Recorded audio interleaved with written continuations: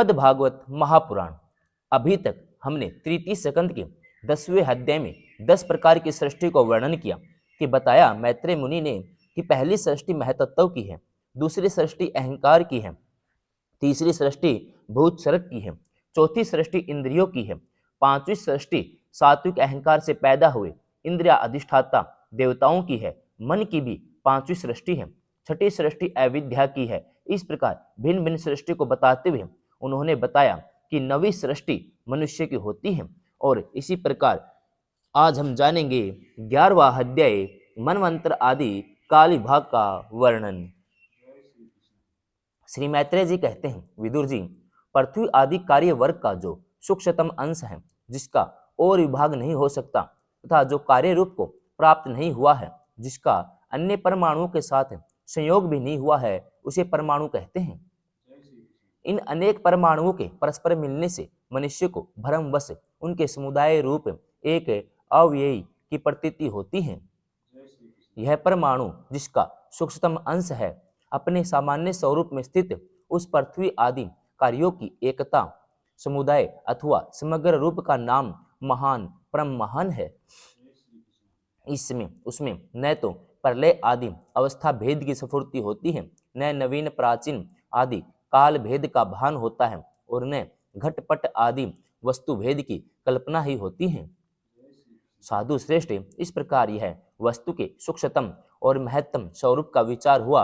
इसी के सादृश्य से परमाणु आदि अवस्था में व्याप्त होकर व्यक्त पदार्थों को भोगने वाली सृष्टि आदि में समर्थ अव्यक्त रूप भगवान काल की भी सूक्ष्मता और स्थूलता का अनुमान किया जा सकता है।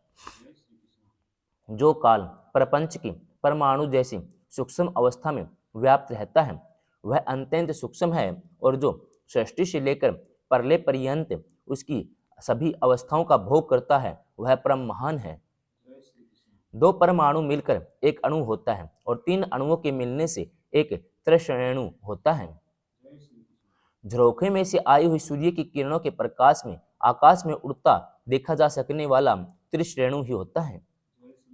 ऐसे 3 त्रिश्रेणुओं को पार करने में सूर्य को जितना समय लगता है, उसे त्रुटि कहते हैं। इसे 100 गुना काल वैद कहलाता है।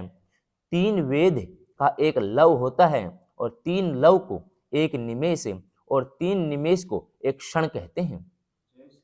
5 क्षण की एक काष्ठा होती है, और 15 काष्ठा का एक लघु, 15 लघु की एक नाडिका दंड कही जाती है, और 2 नाडिका का एक मुहूर्त होता है। दिन के घटने बढ़ने के अनुसार दिन व रात्रि की दोनों संधियों के 2 मुहूर्तों को छोड़कर 6 या 7 नाडिका का एक प्रहर होता है। यह याम कहलाता है, जो मनुष्य के दिन या रात का चौथा भाग होता है। 6 पल तांबे का एक ऐसा बर्तन बनाया जाए जिसमें एक प्रशस्त जल आ सके, और 4 मासे सोने की 4 अंगुल लंबी सलाई बनवाकर उसके बर्तन में भर जाए, वह बर्तन जल में डूब जाए, उतने समय को एक नाडिका कहते हैं। विदुर जी, 4-4 पहर के मनुष्य के दिन और रात होते हैं, और 15 दिन रात का एक पक्ष होता है, जो शुक्ल और कृष्ण भेद से 2 प्रकार का माना गया है। इन दोनों पक्षों को मिलाकर एक मास होता है, जो पितरों का एक दिन रात है, 2 मास का एक ऋतु, और 6 मास का एक अयन होता है। अयन दक्षिणायन और उत्तरायण भेद से 2 प्रकार का है। ये दोनों अयन मिलकर देवताओं के एक दिन रात होते हैं, तथा मनुष्य लोक में ये वर्ष या 12 मास से कहे जाते हैं। ऐसे 100 वर्ष की मनुष्य की परम आयु बताई गई है। चंद्रमा आदि ग्रह, अश्विनी आदि नक्षत्र और समस्त तारा मंडल के अधिष्ठाता काल स्वरूप भगवान सूर्य परमाणु से लेकर संवत्सर पर्यंत काल में 12 राशि रूप संपूर्ण भुवन कोश की निरंतर परिक्रमा किया करते हैं। सूर्य, बृहस्पति, सवन, चंद्रमा, नक्षत्र संबंधी महीनों के भेद से यह वर्ष ही संवत्सर, परिवत्सर, इडावत्सर, अनुवत्सर और वत्सर कहा जाता है। विदुर जी, इन 5 प्रकार के वर्षों की प्रवृत्ति करने वाले भगवान सूर्य की तुम उपहार आदि समर्पित करके पूजा करो। ये सूर्य देव पंचभूतों में से तेजः स्वरूप हैं, और अपनी काल शक्ति से बीज आदि पदार्थों की अंकुर उत्पन्न करने की शक्ति को अनेक प्रकार से कार्य उन्मुख करते हैं। ये पुरुषों की मोह निवृत्ति के लिए उनकी आयु का क्षय करते हुए आकाश में विचरते रहते हैं तथा ये ही सहकाम पुरुषों को यज्ञ आदि कर्मों से प्राप्त होने वाले सौरग आदि मंगलमय फलों का विस्तार करते हैं। विदुर जी ने कहा, मुनिवर, आपने देवता, पितर और मनुष्यों की परमायु का वर्णन तो किया, अब जो सनकादि ज्ञानी मुनिजन त्रिलोकी से बाहर कल्प से भी अधिक काल तक रहने वाले हैं, उनकी भी आयु का वर्णन कीजिए। आप भगवान काल की गति भली भांति जानते हैं, क्योंकि ज्ञानी लोग अपनी योग सिद्ध दिव्य दृष्टि से सारे संसार को देख लेते हैं। मैत्रेय जी ने कहा, विदुर जी, सतयुग, त्रेता, द्वापर, कली, ये 4 युग अपनी संध्या और संध्यांशों के सहित देवताओं के 12 सहस्र वर्ष तक रहते हैं, ऐसा बतलाया गया है। इन सत्य आदि 4 युगों में क्रमशः 4, 3, 2 और 1 सहस्र दिव्य वर्ष होते हैं और प्रत्येक में जितने सहस्र वर्ष होते हैं उससे दोगुने 100 वर्ष उनकी संध्या और संध्यांशों में होते हैं।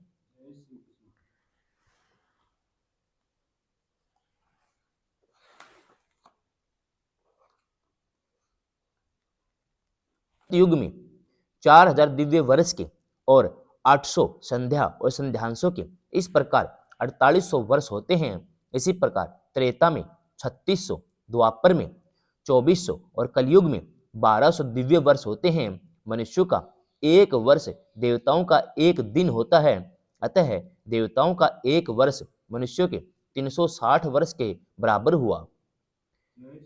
इस प्रकार मानवीय मान से कलयुग में 4,32,000 वर्ष हुए, उससे दुगने द्वापर में, तिगुने त्रेता में और चौगुने सतयुग में होते हैं। युग की आदि में संध्या होती है और अंत में संध्यान से इनकी वर्ष गणना सैकड़ों की संख्या में बतलाई गई है।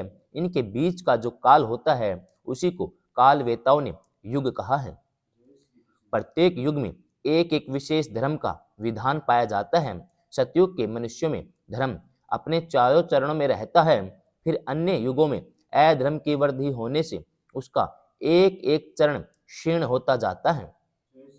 प्यारे विदुर जी, त्रिलोकी से बाहर महरलोक से ब्रह्मलोक पर्यंत यहाँ की 1 सहस्र चतुर्युगी का 1 दिन होता है और इतनी ही बड़ी रात्रि होती है जिसमें जगतकर्ता ब्रह्मा जी शयन करते हैं। उस रात्रि का अंत होने पर इस लोक का कल्प आरंभ होता है। उसका क्रम जब तक ब्रह्मा जी का दिन रहता है तब तक चलता रहता है। उस एक कल्प में 14 मनु हो जाते हैं। प्रत्येक मनु 71 चतुर्युगी से कुछ अधिक काल तक अपना अधिकार भोगता है। प्रत्येक मनवंतर में भिन्न भिन्न मनुवंशी राजा लोग, सप्तऋषि, देवगण, इंद्र, उनके अनुयायी, गंधर्व आदि साथ ही साथ अपना अधिकार भोगते हैं। यह ब्रह्मा जी की प्रतिदिन की सृष्टि है जिसमें तीनों लोकों की रचना होती है। उसमें अपने अपने कर्म अनुसार पशु, पक्षी, मनुष्य, पितर और देवताओं की उत्पत्ति होती है। इन मनवंतरों में भगवान सतोगुण का आश्रय ले अपनी मनु और मूर्तियों के द्वारा पौरुष प्रकट करते हुए इस विश्व का पालन करते हैं। काल क्रम से जब ब्रह्मा जी का दिन बीत जाता है तब वे तमोगुण के संपर्क को स्वीकार कर अपने सृष्टि रचना रूप पौरुष को स्थगित करके निश्चेत भाव से स्थित हो जाते हैं। उसमें सारा विश्व उन्हीं में लीन हो जाता है। जब सूर्य और चंद्रमा आदि से रहित वह प्रलय रात्रि आती है तब वे भू, भुवः, स्वः तीनों लोक उन्हीं ब्रह्मा जी के शरीर में छिप जाते हैं। उस अवसर पर तीनों लोक शेष जी के मुख से निकली हुई अग्नि रूप भगवान की शक्ति से जलने लगते हैं। इसलिए उसके ताप से व्याकुल होकर भृगु आदि मुनीश्वर गण महरलोक से जनलोक को चले जाते हैं। इतने में ही 7 समुद्र प्रलय काल के प्रचंड पवन से उमड़कर अपनी उछलती हुई उताल तरंगों से त्रिलोकी को डुबो देते हैं। तब उस जल के भीतर भगवान शेष साई योग निद्रा से नेत्र मूंद कर शयन करते हैं। उस समय जनलोक निवासी मुनिगण उनकी स्तुति किया करते हैं। इस प्रकार काल की गति से एक एक सहस्र चतुर्युग के रूप में प्रतीत होने वाले दिन रात के हेर फेर से ब्रह्मा जी की 100 वर्ष की परमायु भी बीती हुई सी दिखाई देती है। ब्रह्मा जी की आयु के अधिक भाग को, आधे भाग को प्रारब्ध कहते हैं। अब तक पहला प्रारब्ध तो बीत चुका है, दूसरा चल रहा है। पूर्व प्रारब्ध के आरंभ में ब्रह्म आदि महान कल्प हुआ था, उसी में ब्रह्मा जी की उत्पत्ति हुई थी। पंडित जन इसे शब्द ब्रह्म कहते हैं। उसी प्रारब्ध के अंत में जो कल्प हुआ था उसे पाद्य कल्प कहते हैं। इसमें भगवान के नाभि सरोवर से सर्वलोक में कमल प्रकट हुआ था। विदुर जी, इसमें जो कल्प चल रहा है वह दूसरे प्रारब्ध का आरंभ तक बतलाया जाता है। यह वाराह कल्प नाम से विख्यात है। इसमें भगवान ने शुक्र रूप धारण किया था। यह 2 प्रारब्ध का काल अव्यक्त, अनंत, अनादि विश्वात्मा श्री हरि का एक निमेष माना जाता है।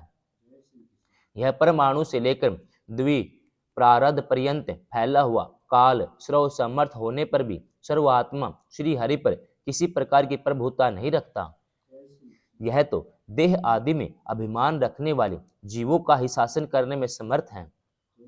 प्रकृति, महतत्व, अहंकार और पंच तन मात्र, इन 8 प्रकृतियों के सहित 10 इंद्रियां, मन और पंचभूत, इन 16 विकारों से मिलकर बना हुआ यह ब्रह्मांड कोश भीतर से 50 करोड़ योजन विस्तार वाला है।